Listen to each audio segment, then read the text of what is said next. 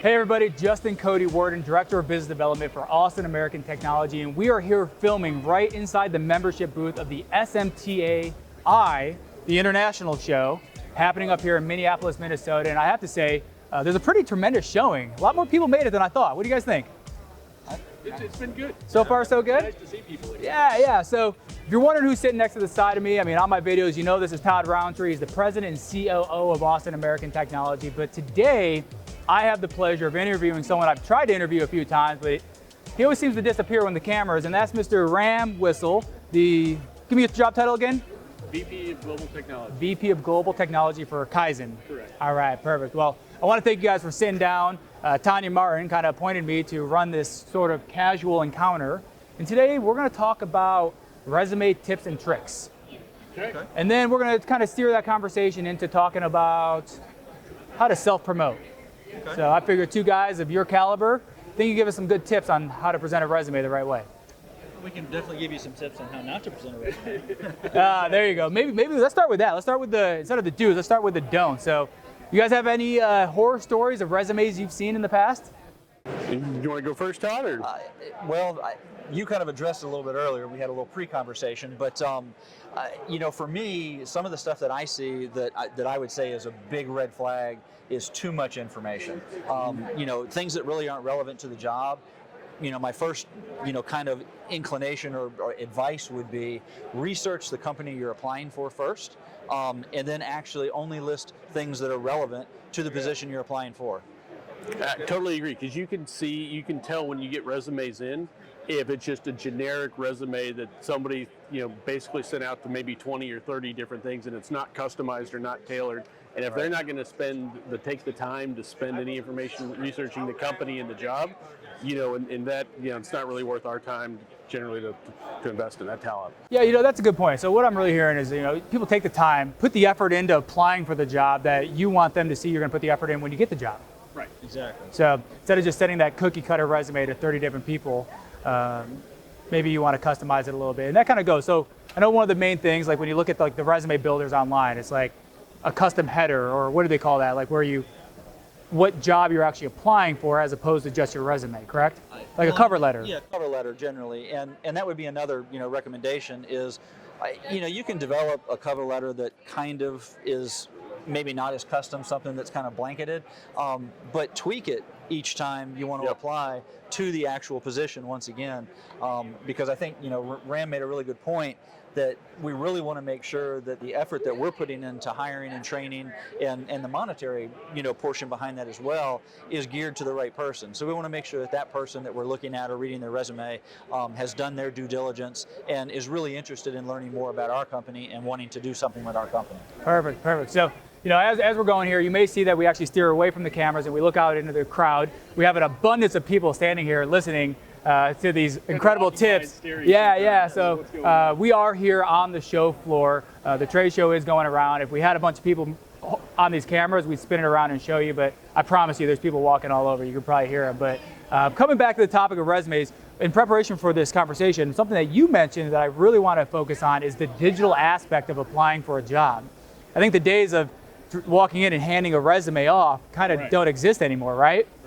So with the Indeeds, the Monster, all these different things online, like, what are you experiencing there? Well, and again, it kind of goes back to, they all have these templates, and it goes back to what Todd was talking about, trying to differentiate yourself a little bit and show some effort. I mean, when we hire someone, we look for the right talent, the right fit into our culture, and we spend some energy and effort really trying to find the right match. And if someone's just blanket carpet bombing or using a standard template, to your point, you can tell. And so we can teach somebody the position. You can't teach somebody effort, and so what we want to do is we want to find somebody that's demonstrating an interest in an extra amount of effort, and show that comes through, that you're really interested in trying to join our team or understand our business.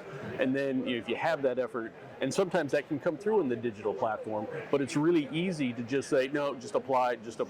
And if it's just that simple click, when we're talking about that, it comes through as a lack of effort. And so, maybe that's not a bad person, but when you're sorting through, you naturally pick the ones that show that they put a little more effort.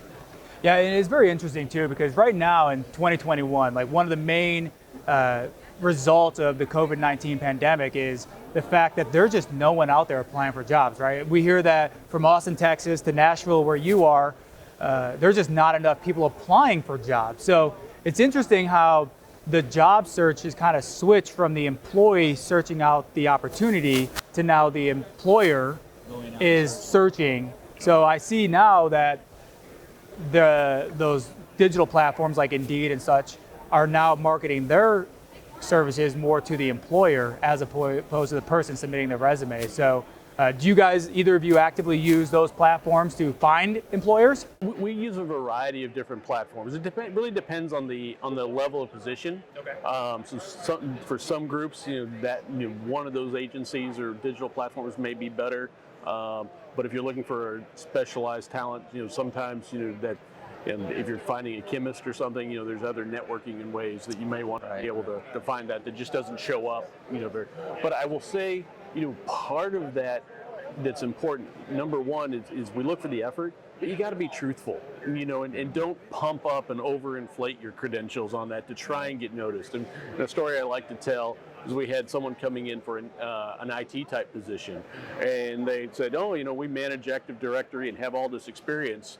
And then when we actually brought them in and talked to them a little bit, they said, I watched a YouTube video on it and learned everything that I needed to know. And it was just like, wait a second, this is, they take semesters to learn some things about Active Directory and networking. So I will admit I've learned quite a few things on YouTube. I mean, recently I learned how to change the battery in my key fob on my car. So there you go. I'm not applying for a mechanic job though. But really be truthful and be honest, because if you're not, that comes through, in the interview. Yeah, so I mean, in today's world, especially with this millennial movement, I know there's a lot of job hopping, people going from one job to another, and maybe it seems like every couple of years, at least people my age, I'll own it. I haven't done that, but I do know there's been a lot of people that have jumped from job to job. I'm not saying that's a bad thing, but one of the old rules of thumb with resume building, I don't know if it's still a rule, is to keep it to one page. Is that possible these days? I would say it definitely is, because once again, back to what I originally started with, only list the experience that's relevant to the job you're applying for. So if you've bounced around, but you've done different things in different places that don't apply to the job you're applying for, don't put them on the resume, or just keep them as a one-liner. We can talk about it when we actually get to that point. And to kind of expand on that as well, I would say, at least for me, I don't know about, your experience, but in my experience with hiring and looking at resumes is that a lot of times experience is not what I'm looking for. I'm looking for the person that puts in the effort, that does the research on the company, that's honest, all that kind of stuff, and has a good work history, that is going to be a good long-term employee. That's who I want to invest my time and energy and my money in. And you're exactly right, Todd. Our industry is small enough niche where it's hard to find someone necessarily with the exact right experience. Mm-hmm. You want somebody that's going to be a good fit for your team, that has the effort and the honesty, and that you can teach the rest. Right. Well, we're going to take a quick pause. I'm going to look out to the audience. We've got all these people watching right now. Are there any questions anyone want to ask about resume tips or tricks? No? Okay, well, let's get back to it, guys. Appreciate everyone, though, for your involvement here. So I want to kind of transition over to the self-promotion. That's really why I'm here, to talk more about self-promotion. I think a lot of that, we kind of transition when we start talking about the digital aspect, because I do know one of the first things that happen when you're filming. Great TikTok video, right? I'm coming back to that because you're not far off. But one of the things, and I know when we start talking about the legal issues with hiring, and it doesn't matter what sex you are, what race you are, how you identify, all that stuff out of the question. But when you set up an Indeed profile or any of these other profiles, one of the very first things they almost kind of require now is to put a photograph of yourself. So it's one of those things where now I know as an employer, that doesn't matter, right? That doesn't matter. But just like on LinkedIn, we use LinkedIn to self-promote. We use social media to self-promote. I'm not saying your physical presence is that important, but I think it's another one of those things where taking the time to make sure you have a professional photo or some sort of photo uploaded and not just a selfie you took in your car on your way to work or on your way to submit that application. So, and that's a great point, and I think they're actually here at the show this afternoon doing some free headshots for that purpose. Perfect. So, I mean, it's yeah, so a really important piece. So yeah, that's the advice I would kind of add. I mean, I'll be honest, I don't take a lot of time to look at resumes. That's why we got Todd over at Austin American. But what I do know is that when you take the time and present yourself in a professional manner, that it will help. I don't think either of these gentlemen are going to hire you based on what your profile picture on an Indeed application look like, but they want to know that you took the time and put the effort in to present yourself in a professional manner. Well, and the other aspect of that is, a lot of times if you see a candidate or something that's intriguing, there's so much on social media now. Make sure, this is kind of going back to a sports analogy, but sometimes if you're going to get a scholarship, they want to make sure, to a college sports program, they want to make sure, you don't have all this craziness on your Facebook page, and that, we'll look and you do background checks on people. You also kind of look at some of the social media and that to gauge a person. Absolutely.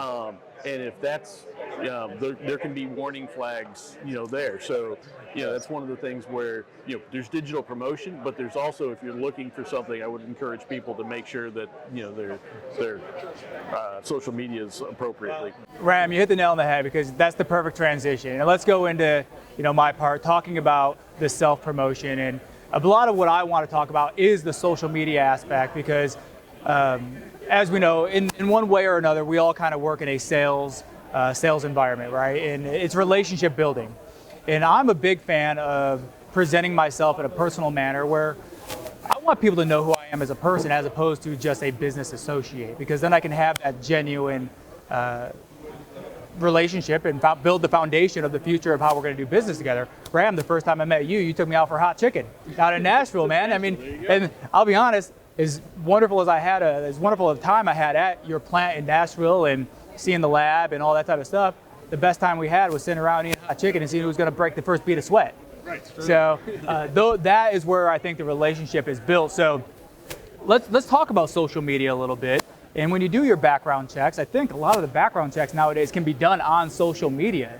Now, without sharing specific policies, do you guys think social media is a big part of work these days? For me personally, to kind of go back to even the resume portion of it, if I see a candidate on a resume that I like, first thing I do is go to their LinkedIn page. Yep. To find out if they have a LinkedIn profile and learn a little bit more about them. The other side of things, if you get to another stage or when it kind of progresses, then I may go look at Facebook, and once again, I'm not saying that your Facebook has to be crystal clean or anything like that, because I really do want to find out a little bit about your personality, find out what you're into, things like that. But I'm not going to dive real deep into that. Just want to kind of make sure that the profiles match, and that we're talking about the same person, so to speak. So I guess my advice there is, be personable on your Facebook, your personal page, but also make sure it's not too risque, or think about what you post. Right. Yeah. There you go. I would have to agree with that, and that's kind of my whole philosophy on it. Even in the sales, I'm more in the sales and the relationship building. So I want to know before I meet with someone where they went to college. I want to know if they have kids, or if they're married, or maybe they lived in Cleveland, Ohio, where I grew up. But they happen to live in Nashville now. So I think even on the employer side or on the sales side, if you're going to make an effort to build that relationship, I think it's okay to do that research and look at someone's Facebook, look at someone's Instagram and LinkedIn, because now you have the opportunity to make those private, and they're not always private. So my whole take on it is, if you are using social media, I don't think you need to be afraid of sharing who you are as a person, because I think it helps the business aspect. Now, if you do some wild, crazy stuff, maybe you don't want to post that on your social media. Now, everyone probably has a little bit of a wild, crazy in them, but those are also things we can connect about. I mean, just glad we grew up in an age that didn't have those things. Yeah, maybe for you. But yeah, I don't know, man. Facebook came out my freshman year of college, so 20 years from now, if I run for president, they might just say, hell no. So we'll see about that. But no, I think it's okay to use social media in the workforce. I think it's from a business standpoint, I think you have to nowadays because it really controls how people find you on the internet. Well, and if I was looking for a position, you know, again, just like putting the effort into you looking for a job, you have a slightly different mindset, you know, in the way that what you might be updating. You know, I haven't updated my LinkedIn profile in a little while, you know, but if I was actively looking for something, I'd really put some effort into trying to make that, dress that up and make that almost look like a second resume here. So, you know, I'd think twice about posting, you know, what we did at, you know, tailgating the other day at a game or something, you know, maybe, you know, that's not hiding any information, but that's just thinking as an adult and saying, hey, I'm in this phase where I need to promote myself a little bit, and that. And so, yeah, it's. That's a brilliant point, because so many times we think that the job interview starts when you go meet in person. You put the suit jacket on, maybe you put the tie on, maybe you go get your hair done or something like that, but the job interview process may start before that. As you said, I think that's a brilliant point. I'm going to start looking for a job, so I'm going to start putting my persona out there now. And it's kind of the little things, right? So, you know, I had a dentist appointment the other day, and you always, you know, before you go to the dentist for a checkup and that, you always make sure you're floss double well and that, because, you know, you don't want that, you know, the dentist or the to say anything, right? You know, but you know, it's the daily, you know. The dentist knows, okay, Ram, yeah, you look okay today, but I can tell, you know, you know, and it's those little things, and it's just like that in kind of the job interview or in the business world. So it's having some forethought and planning for that. Todd, I'm going to embarrass you a little bit. I don't mean to, but one of the things I always make fun of Todd about is how he tells me he has to go clean his house before his cleaners come over to clean his house. And I kind of laugh because I do the same thing. Before I go get my car washed, I clean all my kids' junk out. I spend 15, 20 minutes cleaning my car so that the guy can clean my car. Right. You know, so I think, you know, the analogy here is really, you know, if you're going to start looking for a job and you're looking to grow your career, maybe you just clean things up a little bit. Maybe you put a nice little bow on it. You're not hiding anything, but you want to present yourself in a manner where you're attractable by someone that's going to look over your resume here in the next couple of weeks. So I think that's wonderful. But going back, let's kind of bring this back to COVID a little bit with the challenges that maybe you're not having, and maybe you're not having right now either, as far as trying to look to hire people. But I know a lot of our clients are, and I know some of the board meetings that we're sitting in, and a lot of the conversations we're having, that is the number one thing I'm hearing. Have you guys got any input on what you're seeing happening out there, especially on like the engineer and that higher qualified level? It seems like these people don't exist anymore. I mean, that's a good point. You know, my input on that would be is I think there are plenty of young engineers coming out of college looking for work. But to look at the other side of that, there are so many more positions available. So the actual filling the need, I would guess that the supply is not there. I mean, you know, we're from Austin, Texas. I mean, we're all over the news about all these big companies coming to Austin, Texas, and they're constantly looking for engineers, and they just can't find them, because even though Austin has been a great place for, you know, engineers to actually work, you know, and get out of school and everything else, and, you know, relocate to Austin for jobs, anybody who was working in the field has maybe jumped ship and gone over to one of the big new guys that have shown up, which is creating all the voids in the other areas. So I do believe there is probably a lack of qualified engineering positions that just can't be filled. And Austin is probably like the the only one of the few cities that are actually hotter in the job market than Nashville. I mean, so both of our areas are, I agree with you, are focusing on similar challenges. And the other thing I think that you run into with qualifications, and that is there's just a different generational approach or philosophy in the younger generation today working, especially post-COVID, where it's like, you know, I've been working at home. It's really hard to train somebody new, especially in a technical role, you know, from afar. You know, I'm really excited that people are back together, and this is really encouraging. Because, you know, we've hired some people during COVID, and you just can't train somebody effectively over a Zoom call. You've got to be in the ether, in you know, for some of these, you know, just in the building. And I mean, that's a true testament. I mean, that's why we have cameras on as we're having this exact conversation, because even though we got a few people here listening, this show has probably half as many people as they expected because people still just can't get out there. So we have to record these conversations so we can put it out and people can, consume that information. But being in Nashville is still very hot. The housing market's hot, the job career is hot, but you guys also have a very global presence with what you do over at Kyzen. Are you noticing any other areas, maybe outside the United States, where hiring, or is this something that we're just really facing here? It is global, but we've been really fortunate. We have a great corporate culture, and we've had incredibly high retention of people. So we don't have a lot of that hopping. So we haven't had the vacancies to fill. So globally, we've been really happy. Perfect. Now comes the key question: the distribution side of it. So what about on the distribution side, the shipping, the handling? I mean, we can talk about supply chain issues all day long, but are you guys facing any of those struggles over at Kyzen? We've got, everybody is these days, but we have a phenomenal team that handles raw materials and logistics, coming both incoming and outgoing.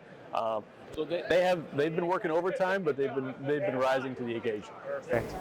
Yeah. Well, I don't think we're having any issues shipping out. We have a little bit of issues coming in, but that's the challenge that everyone's facing. And again, that's why we use these cameras. That's why we're evolving more into this digital world where everything is done. You can't interview them properly until you meet face to face. We'll never lose that face to face impact and how powerful that is. But I think if we don't bring on the digital presence of doing business, you're not going to succeed. Well, and really bringing it back to that is you've got to be able to make yourself stand out a bit in the digital world.